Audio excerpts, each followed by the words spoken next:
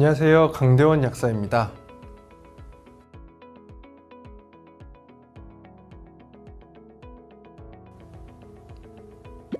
이번 시간은 라이프 스타일과 건강에 대한 이해의 세 번째 시간, 스트레스와 건강에 대해서 알아보겠습니다. 스트레스는 만병의 근원이라고 하죠.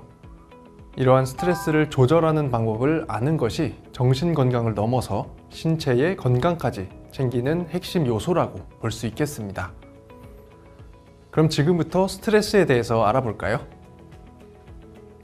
스트레스는 생체에 가해지는 여러 상해 및 자극에 대해서 체내에서 일어나는 비특이적인 생물 반응으로 정의합니다. 여기서 생체에 가해지는 상해, 즉 해로운 인자나 자극을 스트레서라고 하고, 이때의 긴장 상태를 스트레스라고 하는데, 이렇게 발생한 스트레스 반응은 총 3단계에 걸쳐서 발생하게 됩니다. 1단계는 경고 반응기로 생체가 스트레서에 대해서 적극적으로 저항을 나타내는 시기입니다. 2단계는 저항기로서 경고 반응기를 지나고도 계속 스트레서에 노출이 되면 저항기로 이행이 되고요. 스트레서에 대한 저항이 가장 높은 시기입니다. 3단계는 피폐기로 스트레서에 대한 저항력이 떨어져서 생체에 여러 부정적인 증상이 나타나는 시기입니다. 현대인들은 다양한 스트레스에 노출이 되어 있습니다. 먼저 사회적 스트레스는 사회의 구조적인 문제로 인한 스트레스로, 예를 들면 약속 시간 도착 스트레스, 사교육비 스트레스, 지도층 불신 스트레스 등이 있습니다. 인간관계로 인한 스트레스도 존재하고, 기후, 환경오염, 근로조건, 질병, 사고, 피로와 같은 물리적인 스트레스도 존재합니다. 정신적 스트레스는 위의 내용을 모두 포함하는 개념이지만, 좁은 의미에서는 가족이나 친지의 죽음, 사업이나 시험의 실패, 장래에 대한 불안, 중요한 결정의 부담감 등이 원인이 되는 심리적 스트레스를 말합니다. 1950년대에 미국의 심장병 전문의인 프리드만과 로젠만은 사람의 성향을 A타입과 B타입으로 구분하고, 특정한 성향을 가진 A타입의 사람들이 스트레스를 잘 받고 심장질환의 위험이 높다라고 주장하기도 했는데요. A형의 특징으로는 여유 시간을 가지면 죄책감을 느낀다, 게임이나 스포츠에서 이겨야만 즐겁다, 평소에 빠르게 움직이고 걷고 식사한다, 주로 한 번에 한 가지 이상을 하려고 한다 등을 꼽았습니다. 통계에 따르면 다른 나라에 비해서 우리나라 국민들이 스트레스를 많이 받고 있다라고 응답을 한 것을 볼 수 있는데요. 스트레스에 시달린다 라고 대답한 비율이 92%에 달했습니다. 스트레스의 원인으로는 가정생활, 직장생활, 학교생활, 그리고 전반적인 생활 속에서 스트레스를 받고 있다 라고 대답했습니다. 이 결과를 통해서 우리나라 국민들은 성인뿐만 아니라 청소년들도 스트레스를 호소하고 있다라는 것을 알 수 있습니다. 스트레스는 여성들이 더 많이 받는 것으로 나타났는데요. 우리나라 사회의 구조적인 문제에서 기인하는 것으로 추측이 됩니다. 가부장적인 사회 분위기가 아직까지 영향을 미치는 것으로 보이는데요. 사회, 경제적인 변화로 인해서 여성들의 사회 참여가 증가했지만 남편의 가사 분담률은 세계 최저 수준으로 확인이 돼서 여성들이 사회 활동 그리고 가사 노동까지 전담하고 있어서 스트레스가 높은 것으로 추정됩니다. 직장인들도 스트레스를 많이 받고 있다고 대답했는데요. 우리나라 직장인들은 OECD 평균보다 직무 만족도가 낮고 스트레스가 많다는 결과가 나왔습니다. 스트레스의 가장 큰 원인으로는 예상대로 직장 내의 인간관계에 의한 스트레스가 가장 큰 영향을 미치는 것으로 나타났습니다. 스트레스는 외부의 변화된 압력이나 힘에 대항하는 인체의 정신적 그리고 신체적 흥분 상태라고 할 수 있는데요. 스트레스는 그 유래를 원시시대로부터 찾아야 한다는 견해가 일반적입니다. 원시시대 수렵 생활을 하던 사람들이 맹수로부터 자신을 보호하기 위한 신체의 변화가 그 기원이라는 것이죠. 생명의 위협을 느끼는 상황에서 인간은 그 상황에 맞설 것인가, 회피할 것인가에 대한 선택을 해야 했겠죠. 예를 들면 맹수로부터 도망을 갈 것인가, 아니면 싸울 것인가 라는 선택입니다. 현대인들이 스트레스를 받았을 때 이러한 변화가 나타난다는 것입니다. 그래서 몸싸움을 준비하거나 도망치기에 적합한 상태가 되는 것이죠. 싸울 때의 신체 변화는 격렬한 근육 활동, 심장 박동 증가, 혈압 상승, 폐 확장, 동공 확대, 소화 기능 중단 등이 대표적입니다. 스트레스로 인한 신체의 변화는 부신 호르몬의 분비를 촉진하게 됩니다. 뇌의 시상하부, 교감신경계, 부신 수질의 경로로 에피네프린 등의 호르몬을 분비하게 되는데, 에피네프린은 혈당 증가, 혈압 상승, 호흡률과 대사율 증가, 소화 기능과 신장 기능의 감소 등을 일으킵니다. 또 뇌의 시상하부, 뇌하수체, 부신 피질의 경로로 알도스테론, 코티졸 등이 분비되는데, 알도스테론은 혈압을 상승시키고 코티졸은 단백질, 지방 대사를 활성화하고 혈당을 상승시키며 면역 반응을 억제하는 특징을 보입니다. 정리하자면 인체는 스트레스로 인해서 전투태세에 돌입하게 되는 것입니다. 스트레스 호르몬은 혈당 상승, 단백질 합성 저하, 혈중 유리지방 증가, 면역 기능 저하, 혈관 수축, 심장 박동 및 혈압 상승 등의 변화를 유발시키는 것이죠. 스트레스는 면역력 저하의 원인이 되는데요. 스트레스에 의해서 코티졸, 아드레날린 등이 분비되면 초기 면역 반응이 억제돼서 식세포의 작용이나 인터페론 분비 등의 초기 면역 작용이 억제됩니다. 또 면역세포의 증식이 억제되고 항체 생성도 감소합니다. T세포와 사이토카인과 같은 면역세포의 기능도 저하됩니다. 그 이유는 싸우거나 도망을 가야 하는 스트레스 상황에서 면역 기능은 당장 필요하지가 않기 때문이죠. 스트레스가 발생하면 여러 신체 부위에 문제가 발생합니다. 그렇기 때문에 우리는 스트레스를 만병의 근원이라고 하죠. 정신신경계에서는 두통, 틱장애, 불안, 우울증, 불면 등을 유발하고, 호흡기계에서는 기관지, 천식, 과호흡 증후군, 신경성 기침 등의 원인이 됩니다. 심혈관계에 가장 큰 영향을 미치게 되는데, 고혈압, 부정맥, 협심증, 관상동맥 질환, 안면 마비 등이 발생할 수 있습니다. 소화기계에서는 신경성 소화장애, 식이장애, 위경련, 설사, 변비 등을 유발할 수 있고, 내분비계에도 영향을 미쳐서 호르몬 분비 문제로 인해서 비만, 당뇨, 갑상선 질환의 원인이 될 수 있습니다. 비뇨생식기계에서는 생리불순, 발기부전, 불임, 성욕 감퇴가 나타나고, 근육골격계에서는 근육통, 요통, 류마티스 관절염, 피부 문제로는 알레르기, 아토피, 원형 탈모를 일으킬 수 있습니다. 이때 스트레스 호르몬이 분비되지 않으면 어떻게 될까요? 스트레스 호르몬은 스트레스 상황에서 신체의 변화에 꼭 필요한 호르몬이라고 할 수 있습니다.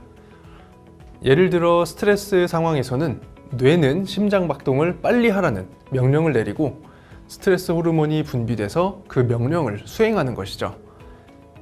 큰 근육으로 혈액을 대량 공급해야 되는데, 스트레스 호르몬이 제때 분비되지 않으면 그러한 역할을 할 수가 없게 되면서 심장에 큰 부담을 느끼게 됩니다.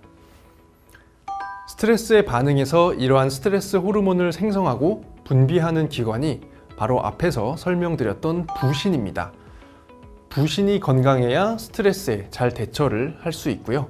반대로 스트레스 상황이 반복되거나 만성 피로 상태가 반복되면 부신에 부담이 될 수밖에 없습니다. 그래서 스트레스와 만성 피로의 극복을 위해서는 부신의 건강이 중요하다는 것이죠. 이 부신 건강에 가장 도움이 되는 영양소는 비타민 C와 비타민 B군입니다. 특히 비타민 C가 중요한데요. 비타민 C는 부신을 회복시키고 코티졸 생성에 도움이 되는 것으로 밝혀졌습니다. 그 외에도 비타민, 미네랄 등의 섭취가 부신 건강과 스트레스의 관리에 도움이 될 수 있습니다. 비타민 C의 부신과 스트레스 관련 기능성은 다양한 연구들로 확인되고 있습니다. 또 비타민 C가 기분과 인지 기능의 개선에도 도움이 된다고 하는 연구 결과들도 많이 찾아볼 수 있습니다. 장이 건강해야 스트레스를 덜 받는다고 합니다. 신경계에서 장과 뇌는 연결이 돼 있어서 장이 건강하지 못하면 스트레스를 많이 받고 짜증, 걱정, 우울증 등이 악화될 수 있습니다. 장 건강에 도움이 되는 프로바이오틱스는 스트레스를 줄이고 걱정, 불안 등의 감정 문제에 도움이 됩니다. 이러한 결과는 프로바이오틱스 편에서도 들어보셨을 겁니다. 미네랄 중에서는 마그네슘, 칼슘, 아연 등도 스트레스에 도움이 되는데요. 마그네슘은 천연 진정제로서 항스트레스 미네랄로 불리기도 합니다. 스트레스 호르몬인 아드레날린이 분비되면 마그네슘을 배출시키기 때문에 스트레스를 받으면 마그네슘이 고갈되기가 쉽습니다. 연구 결과를 살펴보면 만성 스트레스에 의한 마그네슘 부족도 보고되고 있습니다. 또 마그네슘은 진정 효과가 있고 불안, 초조, 우울 개선에 도움이 되는 미네랄입니다. 칼슘은 세포막의 안정화와 신경 전달 물질 분비를 도와서 정서불안, 신경 과민, 스트레스에 쉽게 흥분하는 증상 등의 완화에 도움이 됩니다. 아연 역시 자신감, 기분, 감정, 성욕 등에 관여하는 것으로 알려져 있습니다. 홍경천 추출물은 스트레스로 인한 피로 개선에 도움이 되는 기능성을 인정받은 성분입니다. 스트레스 관리와 홍경천 추출물이라는 논문인데요. 논문을 살펴보면 스트레스 강도 완화, 고갈 소진 정도, 스트레스의 신체적 증상, 정신 집중 장애의 정도, 민감 짜증 정도, 타율성, 삶의 열정 저하 등에서 유의미한 개선 효과가 나타났습니다. 홍경천 추출물이 스트레스 관련 피로에 미치는 영향이라는 논문에서는 홍경천 추출물의 섭취가 스트레스로 유발된 피로의 개선 효과가 있고 코티졸의 농도를 감소시켰다는 결과가 확인되었습니다. 홍경천 추출물과 만성피로 증후군이라는 논문에서도 홍경천 추출물이 지각된 스트레스 척도 지표를 크게 감소시키는 것이 확인되었습니다. 이는 스트레스를 자각하는 주체가 느끼는 스트레스의 강도가 감소됐음을 의미합니다. 일부 학계에서는 홍경천을 아답토젠으로 분류하기도 하는데요. 아답토젠은 스트레스에 대한 적응력을 향상시켜주는 항스트레스성 자연물질을 의미합니다. 아답토젠에 대한 인식은 수천 년 전부터 고대 인도 의학인 아유르베다나 중의학 등 동양의학에서 다양한 불균형을 조절하고 에너지를 증가시켜주는 우수한 자연 강장제로 활용하면서부터 시작됐다고 합니다. 홍경천은 스트레스에 저항하는 식물로서 스트레스 완화나 면역력 강화에 도움을 줄 수 있는 식품입니다. 아답토젠은 스트레스로 인해 생겨난 심리적 변화를 정상 상태로 유도하는 성질이 있어서 적정량을 복용했을 경우 인체에 무해하고 다양한 종류의 스트레스에 대한 보호 능력 및 정상화를 기대할 수 있다고 합니다. 스트레스 해소에 도움이 되는 방법을 알아볼까요? 인간의 뇌는 좌뇌와 우뇌로 구분되어 있습니다. 좌뇌는 언어, 의식, 논리, 분석을 담당하는 디지털 뇌라고 하고 우뇌는 이미지, 무의식, 감성, 창의력 등을 담당하는 아날로그 뇌라고 하기도 하죠. 반면 우뇌는 뇌파 중 주로 알파파를 발생시키는 활동을 합니다. 알파파는 마음을 편안하게 하고 긴장을 이완시키고 동시에 집중력을 강화시키는 작용을 하게 됩니다. 그렇기 때문에 우뇌를 활용하는 것이 스트레스 해소에 도움이 되는데 우뇌를 자극하는 활동으로는 요가, 명상, 음악 감상, 미술 감상, 가벼운 운동 등이 있습니다. 엔돌핀은 웃을 때 주로 분비되는 호르몬으로 알려져 있습니다. 시상 하부에서 분비되는 호르몬으로 대사 과정을 원활하게 하고 스트레스를 감소시키는 효과가 있습니다. 미국 인디애나주 볼 메모리얼 병원은 하루 15초씩 웃으면 수명이 이틀 연장될 수 있다고 밝혔고, UCLA 대학병원 프리드 박사는 하루 45분 웃으면 고혈압이나 당뇨 등에 대한 치료가 가능하다고 주장했습니다. 또 스웨덴 노먼 커즌즈 박사 역시 환자가 10분간 웃으면 2시간 동안 고통 없이 편안한 잠을 잘 수 있다라고 했으며, 스탠포드대의 윌리엄 프라이 박사는 웃을 때 몸속에 있는 650개의 근육 중에 231개 근육이 움직이면서 에너지를 소비한다고 발표했습니다. 이외에도 영국 심리학자 로버트 홀데는 1분 동안 흔쾌하게 웃으면 10분 동안 에어로빅이나 조깅, 자전거를 타는 운동과 같은 효과가 있다고 강조했고, 미국의 루이빌 대학 클러포드 칸 박사는 가짜 웃음도 효과가 있어서 긍정적인 효과를 기대할 수 있다라고 했습니다. 이러한 주장들을 살펴볼 때 억지로라도 많이 웃는 습관이 스트레스로부터 우리 몸을 보호하는 데 도움이 된다고 할 수 있습니다. 스트레스가 꼭 부정적인 것만은 아닙니다. 스트레스 중에는 결혼, 운동, 여행, 봉사, 타인의 신뢰와 같은 새로운 일에 대한 설레임, 긴장, 도전정신, 성취감, 집중력, 업무 능률 향상에 도움이 되는 좋은 스트레스도 있습니다. 이러한 활동 등은 스트레스와 유사한 변화를 일으키지만 오래 지속되지는 않고 일시적으로 신체를 자극하는 효과가 있어서 긍정적이라고 할 수 있습니다. 많이 웃으면서 이러한 긍정적인 스트레스 상황을 많이 만들기 위해서는 노력하는 것도 스트레스 관리에 도움이 된다라고 할 수 있습니다. 미국의 응용심리학자 윌리엄 제임스는 행동이 감정을 따르는 것처럼 보이지만 실제로는 행동과 감정은 병행하는 것이다. 그러므로 우리는 보다 직접 의지의 지배를 받는 행동을 조절함으로써 그렇지 않은 감정을 간접적으로 조절할 수 있다라고 말했습니다. 스트레스를 받을 수 있는 상황에서 스트레스 상황이 아닌 것처럼 의식적으로 행복한 것처럼 행동하면 감정도 행복하게 변화할 수 있다고 합니다. 오늘 배웠던 바와 같이 스트레스 관리에도 노력이 필요합니다.